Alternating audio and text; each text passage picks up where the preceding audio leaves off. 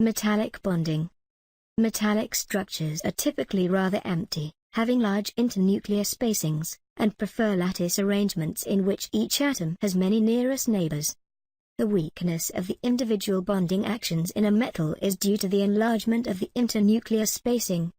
Valence electrons are relatively bound to the nucleus and therefore they move freely through the metal and they are spread out among the atoms in the form of a low-density electron cloud.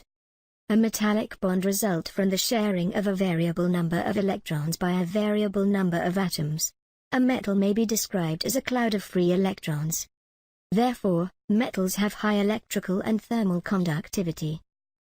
All valence electrons in a metal combine to form a sea of electrons that move freely between the atom cores. The more electrons, the stronger the attraction. This means the melting and boiling points are higher, and the metal is stronger and harder. The positively charged cores are held together by these negatively charged electrons.